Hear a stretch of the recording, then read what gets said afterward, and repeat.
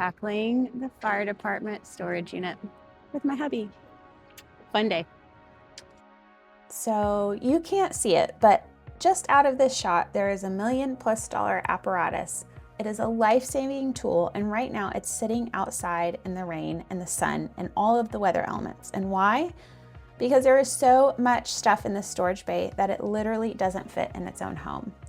When I look at this 2,400 square foot storage bay, I don't just see what's become a dumping ground, I see $1 million liability. This storage bay belongs to a local fire department and should house their reserve fire engine.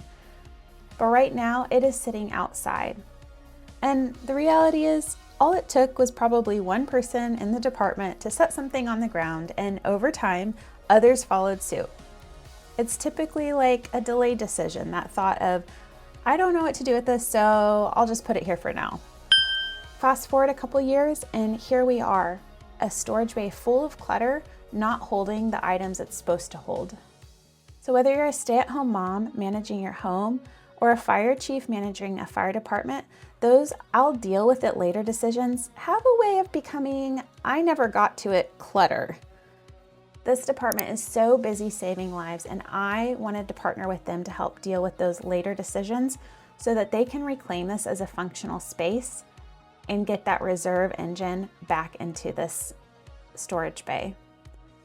Right now they're only parking 2 apparatus, and we want to get a 3rd. Today, we are stopping the I'll get to it later cycle. So today was a blast because I got to work with my hubby Hunter, and the first thing we did was, starting in this space, was by removing the trash.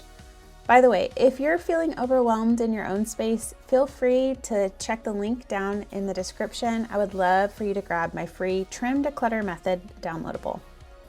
So little did we know that this first trailer full of trash would turn into 6. But every piece of scrap, every trash that we took to the dump was one less item fighting for space. While you're watching us haul this junk, consider this. Most people think they only need to assign a home to permanent items. This is a major trap. We almost always neglect space for the temporary things, like the library books, the dish you borrowed from a neighbor that you need to return, dead batteries, outgrown kids' clothes. For these things, you need a transition zone. Whether it's a box with a lid or an open basket, or even 2 dedicated shelves in your spare closet. It doesn't really matter what your zone looks like, but if you don't have a system for things moving in and out, these items will inevitably pile up on your kitchen counter or on the floor and get shuffled throughout the house. And here is a key factor you must remember. Once that transition zone is full, or the time expires, you have to get the items out.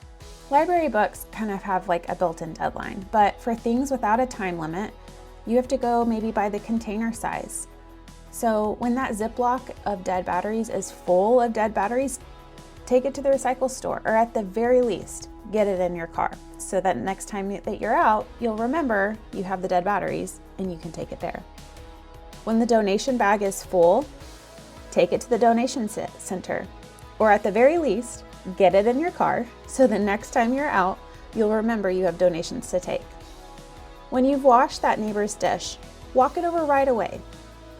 And if you can't walk it right away, at least schedule a time on the calendar when you think your neighbor will be home to go walk it over.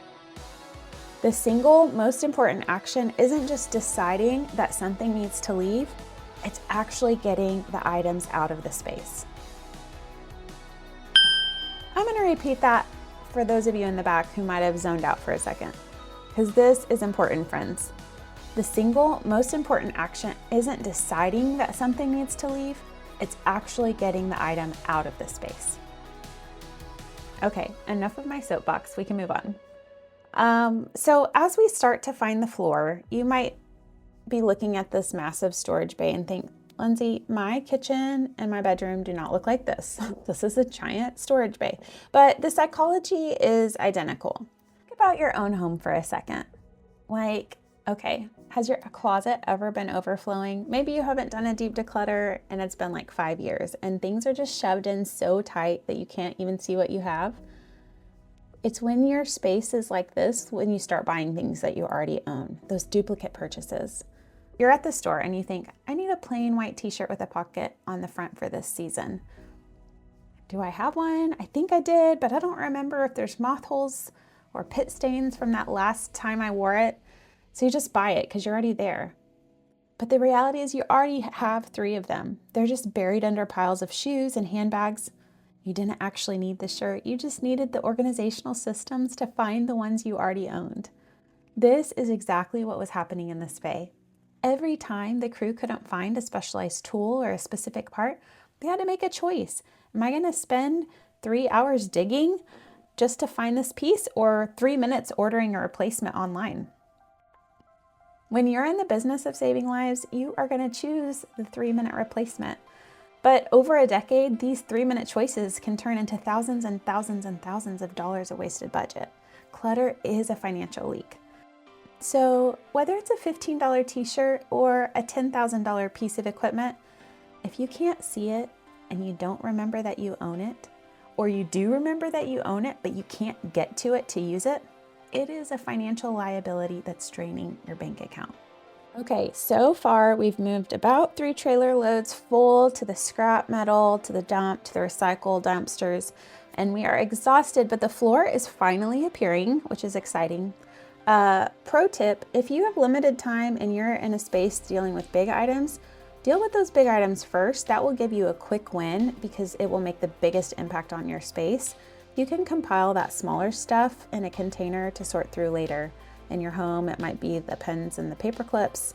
It could be the craft supplies. In this space, it's smaller things like nozzle attachments. So looking for a quick win, start there.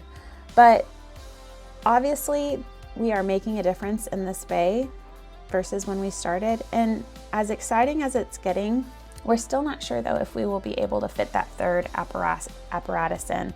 And getting that $1 million+ asset out of the elements is so important. As even though it's a reserve fleet, that is a ton of money.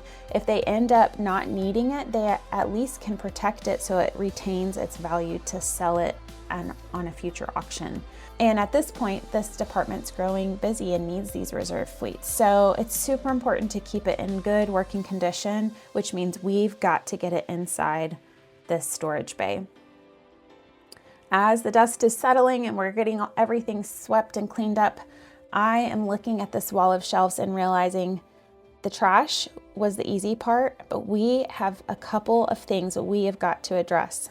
The real financial leak is sitting over on those shelves. So stay tuned because part 2 is coming up and we are going to get a game plan to address this leak that's happening over on the other side of the storage bay.